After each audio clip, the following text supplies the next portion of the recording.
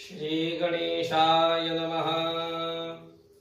श्री सरस्वत्यै नमः। श्री गुरुभ्यो नमः। श्री सीतारामचंद्राभ्यां नमः। श्री विठ्ठल रुक्मिणीभ्यां नमः। राधा सहित श्री कृष्णाय नमः। श्री पुरुषोत्तमाय नमः। ओम वक्रतुंड महाकाय सूर्यकोटिसमप्रभ निर्विघ्नं कुरु मे देव सर्वकार्येषु सर्वदा। गुरुर्ब्रह्मा गुरुर्विष्णु गुरुर्देवो महेश्वरः गुरुः साक्षात् परब्रह्म तस्मै श्री गुरवे नमः। विनायकं गुरुं भानुं ब्रह्मा विष्णु महेश्वरान् सरस्वती प्रणम्यादौ सर्वकार्यार्थसिद्धये। शान्ताकारं भुजगशयनं पद्मनाभं सुरेशं विश्वाधारं गगनसदृशं मेघवर्णं शुभांगं लक्ष्मीकान्तं कमलनयनं योगिभिर्ध्यानगम्यं वन्दे विष्णुं भवभयहरं सर्वलोकैकनाथम्। कस्तूरीतिलकं ललाटपटले वक्षस्थले कौस्तुभम् नासाग्रे वरमौक्तिकं करतले वेणोत्करे कङ्कणम्। सर्वाङ्गे हरिचन्दनं सुललितं कण्ठे च मुक्तावली। गोपस्त्री परिवेष्टितो विजयते गोपालचूडामणि।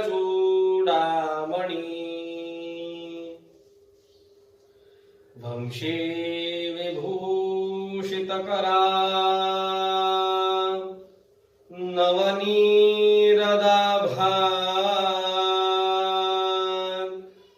पीताम्बरा दरुणबिम्बफलाधरोष्ठा पूर्णेन्दुसुन्दरमुखा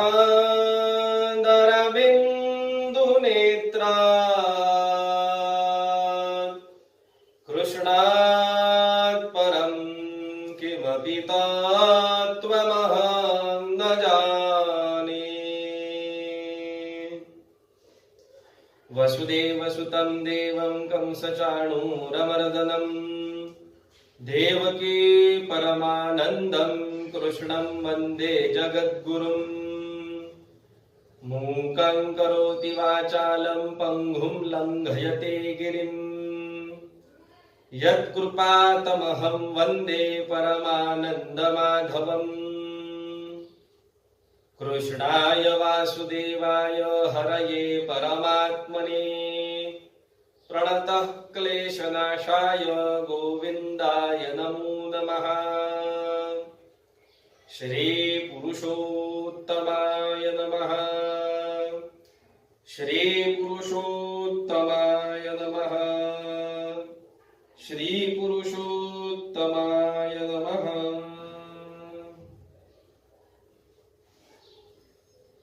नमस्कार मंडळी, काल आपण 27व्या अध्यायाचं पठण केलेलं होतं आणि या 27व्या अध्यायामध्ये अधिक मासामध्ये करावयाचे सगळे नियम आणि त्या नियमांची सांगता आपण कशा प्रकारे करू शकतो हे आपण बघितलं होतं। आज आपण 28व्या अध्यायाचं पठण करणार आहोत। तर चला आरंभ करूया अधिक मास महात्म्य या महाग्रंथातील अध्याय 28वा। श्री गणेशाय नमः। अहो सकळ श्रोते सज्जन ऐका कथा परम पावन वैकुंठ विहारी भगवान लक्ष्मी लागून सांगत प्रिये पूर्वे कृतयुगात सोमवंशोत्पन्न विख्यात सप्तद्वीपा पृथ्वीचा नाथ सुमती नामे नृप असे तो धर्मात्मा दाता महान शांत दांत सदाचार संपन्न सर्व संपद विभूषित पूर्ण अहंकृतिहीन सर्वदा सदा श्री हरि भक्त तत्पर हरि पूजा करी निरंतर हरि कथा श्रवणी सादर हरीचीच करी शुश्रूषा पूज्य जनांसी पूजी सतत सर्वभूत हिता विषयी रत पुत्रवत प्रजा पाळी समस्त एवं गुण संपन्न असे तयाची स्त्री महाभाग्यवती सर्व लक्षण संपन्न सती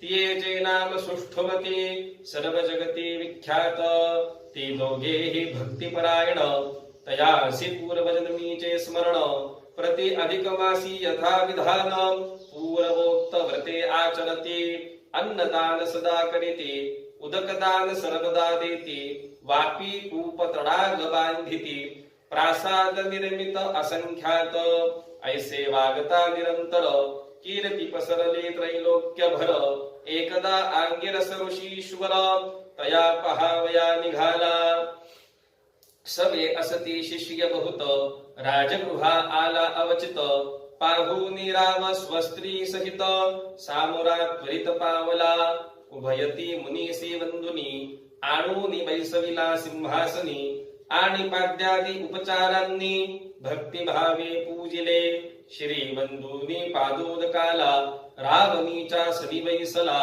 जोडून या हस्तकमळाला बोलू लागला सादर सुमती म्हणे हो मुनिवरा तुमचे येणे झाले मम घरा याची ये योगे आजिनी बरा कृतकृतार्थ जाहलो सज्जनागमन सुखकारक ऐसे बोलती संत लोक जेथे संतांचे प्रेम अधिक संपदा सकळिक येत तेथे संत प्रेमे सत्कीरती चढे संत प्रेमे बहुधन जोडे संत प्रेमे संतती वाढे दुर्बुद्धी मोडे सत्प्रेमे जे सद्धर्मे वर्तती सतत त्यावरी दया करीती संत संत जनापरी दयावंत नाही त्रिजगात कोणीही सत्पादोदक श्री धरिती ते सुस्नातची सकळ तीर्थी तयावरी पुण्यात्मे जगती नाही निश्चिती जाणीजे ऐसे तुम्ही संत महान तुमचे झाले मत दर्शन म्हणून आज मज समान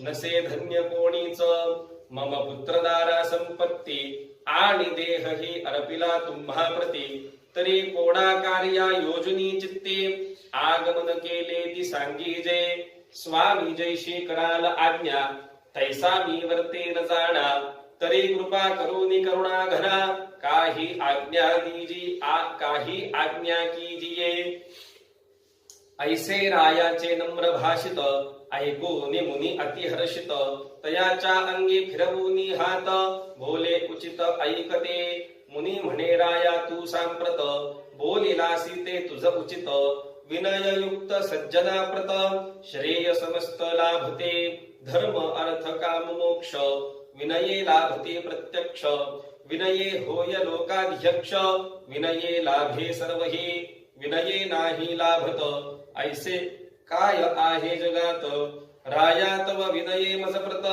आनंद बहुत झाला असे सर्वदा असो तव कल्याण हे मम अमोघ आशीर्वचन राया मी तुझ करीतो प्रश्न तयांचे उत्तर सांग मज तू सदा सदाचाररत सर्वैश्वर्य संपन्न सुशोभित आणि ही भार्या सतत व्रते बहुत करीत आहे ऐसा तुम्हासी लोकून मज संतोष झाला महान म्हणून राया तुझ लागून प्रश्न करीत आहे मी श्री हरीची व्हावया प्रीती व्रतादि उपाव बहुत असती परे कवणेही ऐशी तुझ प्राप्ती झाली ते मज सांगिजे ऐसे ऋषीचे वचन ऐकुनी सुमती राजा हस्त जोडुनी म्हणे हो मुनींद्रा मज लागुनी जे का प्रश्निले ते आमुचे अद्भुत चरित तुम्हा सांगतो ऐका समस्त मुनिवर्या मी पूर्वजन्मात वीरनामावेश्य होतो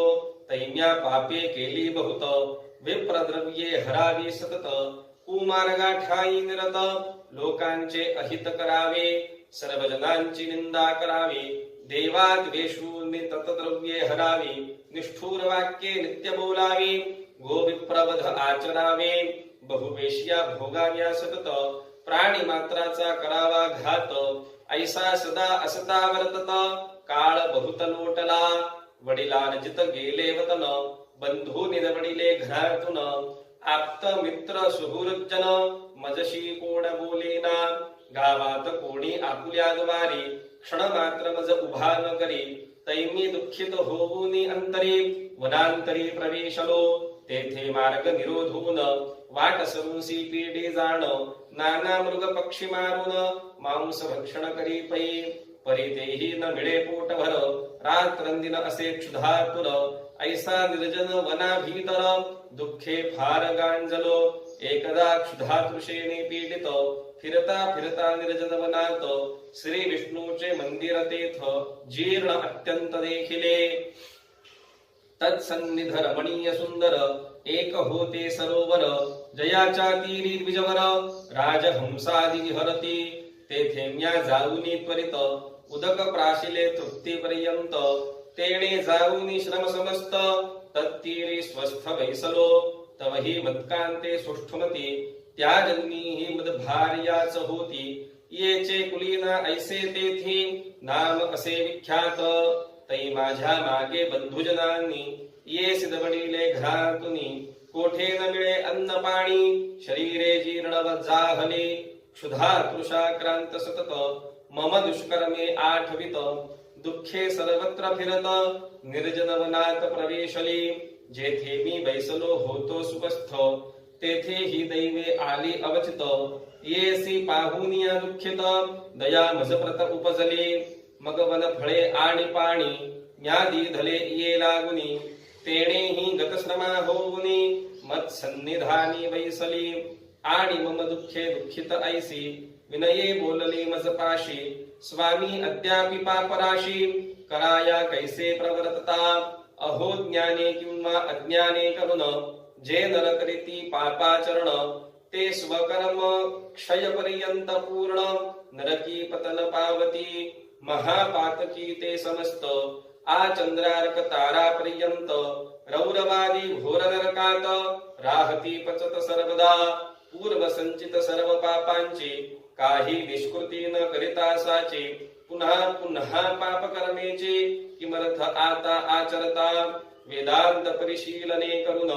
होऊन या आत्मज्ञान परब्रह्मची होतो आपण हे सत्य असे निसंशय परे तद्धर्माचरणार्थ अज्ञजन असती असमर्थ म्हणून आर्य नियत धर्माप्रत सांगते यथार्थ ऐकिजे अंतकाळी ज्याची नामवार्ता विवशपणे ही मुखे येता नाश होऊन सर्व दुरिता सालोक्यता लाभते तैसेच प्राणोत्क्रमण काळी ऐकता जयाची नामावळी सर्व पापे जळून समूळे परमस्थान प्राप्त होय ऐसा जयाच्या नामाचा गुण तया गोलोकनाथा लागुन भक्ती भावे सेविता अनुदिन कायकी प्राप्त न होय जे कायेती श्री विष्णू भक्त तयांची सेवा करिता सतत होऊनी सर्व पाप निर्मुक्त भगवत भक्ती लाभते भगवत भक्तीने भुक्ती मुक्ती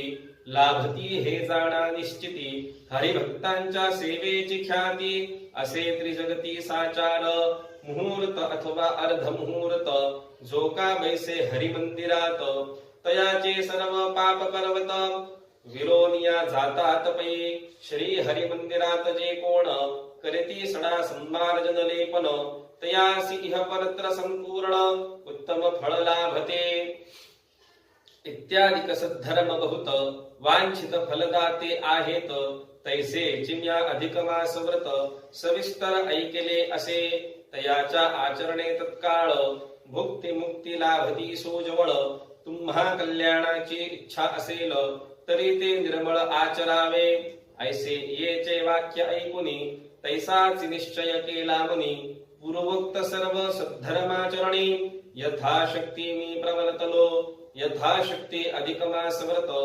आवरण केले स्त्री सहित तत्प्रभावे पूर्वजन्मार्जित पापे समस्त लोपले आणि ह्या राजकुली जनन तेणेची लाभले आम्हाला गुण तैसेची पूर्वजन्मीचे स्मरण असे आम्हा उभयता म्हणून आम्ही अधिक मासाचे सामर्थ्य जाणून यासाचे येथेही त्या अधिक मास व्रताचे आचरण करीतो सर्वदा तेणे हे ऐश्वर्य सकळ प्राप्त झाले असे निर्मळ आणि तेणेची ही बुद्धी सोजवळ जाहली जाण मुनींद्रा श्री हरी म्हणे गे सिंधू नंदिनी ऐसा सुमती राजापासुनी अधिक मास महिमा ऐकुनी आंगिरस मुनी आनंदला मग राजाचा निरोप घेवनी मुनी पावला स्वस्थानी पुढे राव स्त्री सहवर्तमान तैसेचे व्रत करीतसे तेणे योगे तो जन्मपर्यंत सुख भोगून या अत्यंत अंती स्वराष्ट्रीय लोकांसहित गोलोका प्रतपावला इंदिरे ऐसा अधिक मास पुण्यकारक आहे विशेष आणि सकळ वांछितार्थांस सर्व काळ पुरवितो म्हणून भगवत भक्तजनी यथाशक्ती सद्भावे करुनी अधिक मास व्रतानुष्ठानी प्रवर्तिजे साक्षेपे तेथे यथोक्त फळे समस्त प्राप्त होती जाण निश्चित अधिक मासा समान जगात अन्य तारकनसेचे इंद्रिये तुझे पुशिले मजसी ते म्या सर्व कथिले तुझसी आदि कवी श्री वाल्मीकी ऋषी दृढधन्यासी बोलत हे महाभाग्यवंता नृपाळा तुवा मज जो प्रश्न केला की पुरुषोत्तम मासाला कवणे प्रकारे सेवावे त्यात कोणाची पूजा करावी कोणती दाने कधी द्यावी कोणती कर्मे आचरावी कैसा विधी तयांचा त्या प्रश्नाचे उत्तर तुझसी रमा विष्णू संवाद रूपेसी विवरून या विस्तारेसी कथिले असे साचार राया अधिक मासा सम काहीच नाही पावनतम तयाचा स्वामी पुरुषोत्तम म्हणून श्रेष्ठ तो त्यात यथोक्त व्रत करिता की अन्यही कर्मे आचरता दुरितक्षय होऊनी सर्वथा इह परत्रे सुख होय यास्तव सकळ नारी नरी पुरुषोत्तम मासा माझारी उक्त कर्मांतूनी एकतरी यथोक्त कर्म कीजिये ऐसे बोलून वाल्मीकी मुनी उगीच राहिला असता झणी स्त्री सहराये आनंदोनी पूजन केले तयाचे ते स्वीकारून तो मुनिवर आशीर्वाद देत सादर म्हणे गाराया निरंतर असो तुझे सुकल्याण आता मी जातो शरयू प्रती बोलता सायंकाळ झाला अति ऐसे बोलून त्वरित गती वाल्मीकी चालता जाहला तया बोळवित राव वहिला ग्राम सीमेपर्यंत गेला मग बंधूनिया तच्चरणाला परत आला गृहासी आणि सुभकांताजी गुणसुंदरी तियेसी म्हणे गे प्रिये सुंदरी ह्या असार संसारा माझारी कायकी सुख मानावा जैसे मिथ्या गंधर्व नगर तैसाची हा संसार असार कामादी सहा शत्रु क्रूर घातुक यात वसताती आणि हे तो शरीर सगळे मलमूत्रादी की असे भरले वात पित्त कफांचे उमाळे यात चालले आहेत हे केवळ अध्रुव जाण याचे मज काय प्रयोजन जन्म साफल्य कीजे आपण ऐसे मन झाले असे तरी सोडून संसारासी स्मरत श्री पुरुषोत्तमासी अविनाश पद संपादण्यासी जातो बनासी मी आता ऐसी रायाची ऐकूनी वैखरी महासाध्वी गुणसुंदरी मस्तक ठेवूनी चरणावरी हस्त जोडून विनवित म्हणे हो राया प्राणनाथा मीही संगे येते आता पतिव्रतांची मुख्य देवता पतीच तत्वता असे पये पती वनवासा गेलियावरी स्नुषाधीन जी राहे घरी ती पर वेश्मस्थ शुनी परी होय निर्धारी सर्वथा तनय बंधू आणि जनक मितची देऊनी होती पोषक आणि अमित दाता तू देख भरताची एक असे पा तस्मात भरत्यासी अनुसरून वर्तणार नाही साध्वी कोण ऐसे राणीचे ऐकून वचन राव अत्यंत आनंदला आणि पाचारूनी प्रजा समस्त राज्य स्थापिलाचे ज्येष्ठ सुत मग तो राजेंद्र पत्नी सहित तेथून त्वरित निघून या महर्षी सेवित पुण्यवनासी जाता झाला आनंदेसी ऐसे श्रीमन्नारायण ऋषी नारदासी कथिते जाहले श्री अधिक मास महात्म्य सार बृहन्नारदीय पदमाधार सज्जन श्रोते ऐकोत चतुर अष्टाविंशति तमोध्याय गोडः श्रीकृष्णार्पणमस्तु।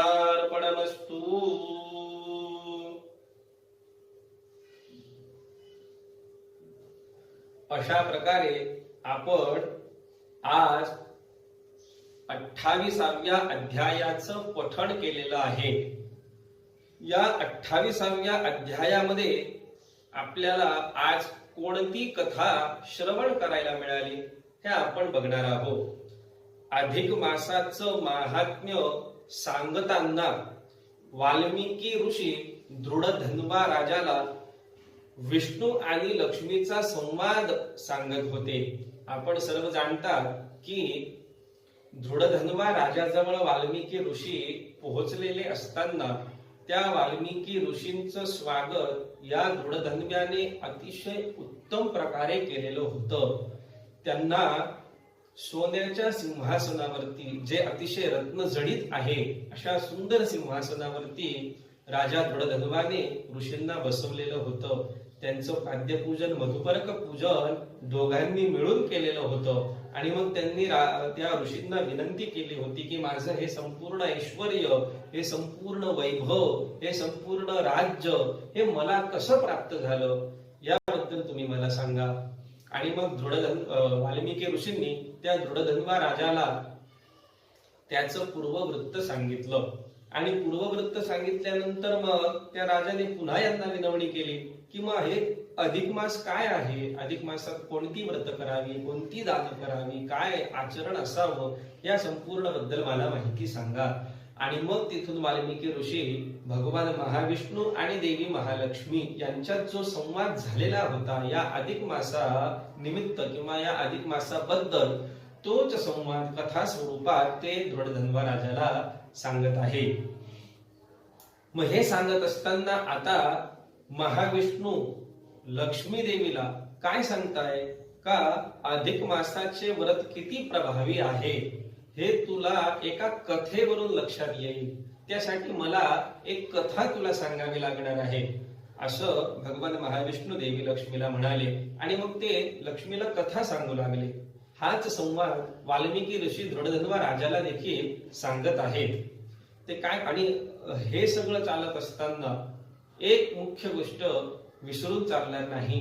नारायण ऋषींकडे नारद पोहोचले होते आणि नारदांनी याबद्दलची सर्व प्रश्न हे नारायण ऋषींना विचारले होते आणि मग नारायण ऋषी हे सर्व आख्यान आपल्याला सांगत आहेत।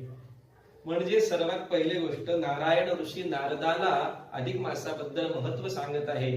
त्याच्यात त्यांनी वाल्मिकी ऋषी आणि दृढधन्वा यांचा जो संवाद चाललेला होता तो नारदाला सांगितला। वाल्मिकी ऋषींनी दृढधन्वाला अधिक मासाचं महत्व सांगताना विष्णू आणि लक्ष्मीतला संवाद सांगितला होता। तर महाविष्णू आता लक्ष्मी देवीला संवाद सांगत आहे। ते काय म्हणतात की कृतयुगातली गोष्ट आहे। कुठल्या युगातली गोष्ट आहे? तर कृतयुगातली गोष्ट आहे। पूर्वी सोमवंशामध्ये एक राजा होता, अतिशय शूर होता। त्याची पत्नी सुष्ठुमती नावाची होती। राजा सदाचार संपन्न होता। त्याचे नाव सुमती होते, राजाचे नाव सुमती होते आणि त्याच्या पत्नीचं नाव सुष्ठुमती असं होतं। आणि ते दाम्पत्य त्यांच्या प्रजाहित कार्यासाठी सर्वत्र विख्यात झालेलं होतं। प्रजेची खूप काळजी हे दाम्पत्य म्हणजे राजा राणी घेत असायचे, प्रजेसाठी कायम कार्यरत असायचे आणि म्हणून ते प्रसिद्ध देखील होते। हा राजा सुमती श्री हरीचा परम भक्त होता, म्हणजे भगवान महाविष्णूंचा अतिशय उत्तम परम भक्त तो होता। ते दाम्पत्य काय करायचं, जेव्हा जेव्हा 3 वर्षांनंतर हा अधिक मास यायचा त्या अधिक मासातली ही सर्व व्रत अतिशय उत्तम प्रकारे ते पूर्ण करायचे आणि त्या व्रतांची सांगता देखील ते अतिशय योग्य प्रकारे करायचे आणि असंख्य दान हे सत्पात्री व्यक्तींना ते कायम देत असायचे. ब्राह्मणांची सेवा ते कायम करत असायचे. ऋषींची सेवा ते कायम करत असायचे. आणि मग हे सर्व करत असताना एकदा आंगिरस ऋषी ते आपल्या सर्व शिष्यगणांसह त्या राजाच्या नगरात आलेले आहे. आणि त्या राजाजवळ ते पोहोचलेले आहे. राजवाड्याच्या दरवाजावरती राजा राणी अतिशय तत्परतेने पुढे गेलेले आहे. त्यांनी लगेच त्या सर्वांचे पाद प्रक्षालन केलेले आहे, म्हणजे पाय धुतलेले आहे. त्यांचा यथायोग्य सत्कार सन्मान त्यांनी केलेला आहे आणि त्यांना आपल्या राजवाड्यात ते घेऊन आलेले आहे. ऋषी अंगिरस ऋषींना त्यांनी उच्चासनावरती बसवलेला आहे आणि राजा हा खाली जमिनीवरती बसलेला आहे. मग त्या ऋषींची त्यांनी खूप प्रकारे स्तुती केलेली आहे, प्रार्थना केलेली आहे, सन्मान केलेला आहे. आणि मग आपण माझ्या राज्यात येण्याचं काय कारण आहे हे तुम्ही मला सांगा, म्हणजे मग मी काय मला करता येईल तुमच्यासाठी मी ते अवश्य करीन. अशा तऱ्हेचं वाक्य राजा सुमती आंगिरस ऋषींना म्हणालेलं आहे. आणि कोणते कार्य मी करायचं आहे, माझ्यासाठी काय आज्ञा आहे, असं त्याने आंगिरस ऋषींना विचारलेलं आहे. मग त्यावेळी राजा काय म्हणाला ते ऐक, असं भगवान महाविष्णू देवी लक्ष्मीला सांगत आहे. हे मुनिवर्या, तुमचे येणे माझ्या राजसदनात झालेले आहे आणि त्यामुळे मी अतिशय कृतार्थ झालेलो आहे. आपल्या येण्याने माझं राज्य सदन अतिशय कृतार्थ झालेलं आहे आणि मला देखील खूप अभिमान वाटलेला आहे की आपल्यासारखे ऋषी हे माझ्यासारख्या राजाच्या राज्यात आलेले आहे. किती तो महद्भाग्याचा क्षण आहे. अशा नाना प्रकारे राजा मुनिवर्यांना सांगतो आहे. सज्जनांचे आगमन हे कायम सुखप्रदच असते असं देखील राजा पुढे म्हणतो आहे. जेथे संतांबद्दलचे प्रेम असते तेथे सर्व संपदा येत असतात. सत्कीर्ती वाढत असते, संतती वाढत असते. दुर्बुद्धी तिथे कदापि नसते, असेल तर ती नष्ट होऊन जात असते. जे सत्य धर्माने वागत आहे त्यांच्यावर संत कायम दया भावनेने दृष्टी ठेवून असतात, दया करत असतात. त्यांच्या इतके दयाळू या जगात कोणीच नसते. संत चरणांचे उदक जे मस्तकी धरतात त्यांना जगातल्या सर्व तीर्थांचं स्नान केल्याचं पुण्य प्राप्त होत असतं. म्हणजे आपल्याकडे आलेले जे संत पुरुष असतात, संत व्यक्ती असतात, त्यांचे आपण पाय धुतो आणि मग ते चरणामृत तयार होत असतं. असं चरणामृत जे आपण मस्तकावरती धारण करतो त्याला जगात मग अन्य कुठल्याही तीर्थावर जाऊन स्नान करण्याची आवश्यकताच नसते. सर्व तीर्थांवर स्नान केल्याचं पुण्य त्यांच्या पदरी पडत असतं. आपण असे श्रेष्ठ संत माझ्याकडे आलात आणि त्यामुळे मी अतिशय धन्य झालेलो आहे. माझी पत्नी, माझे पुत्र, माझं संपूर्ण वैभव व माझा देह हा आपल्यासाठी, आपल्या कोणत्या कार्यासाठी मी आपल्याला अर्पण करू शकतो याबद्दल आपण मला सांगा आणि आपल्या आगमनाचं प्रयोजन काय आहे हे मला सांगा. अशा तऱ्हेचे सुंदर वचन त्या राजाने, सुमतीने आंगिरस ऋषींना सांगितलेलं आहे. आणि मग मुनी त्याला काय म्हणाले, ते तुझे नम्र वचन ऐकून मला फार आनंद झाला असे म्हणालेले आहे. विनय हा असा गुण आहे की त्याच्या योगाने सर्व पुरुषार्थ पूर्ण होतात. मी तुला असा आशीर्वाद देतो, तुझे नित्य कल्याण हो. राजा, मी तुला एक प्रश्न विचारतो. राजाचं हे सगळं वाक्य ऐकून, राजाचं सगळं बोलणं ऐकून मुनिवर त्याच्यावरती संतुष्ट झालेले आहे. आंगिरस ऋषी अतिशय आनंदित झालेले आहे आणि मग त्यांनी राजाचा तो विनय बघून त्याला म्हटले की विनय ज्याच्याकडे आहे त्याला सर्व पुरुषार्थ लाभत असतात. मी तुला आशीर्वाद देतो की तुझं नित्य कल्याण हो. आणि मग ते त्या राजाला एक प्रश्न विचारतात. ते त्याला म्हणतात की मी तुला एक प्रश्न विचारतो.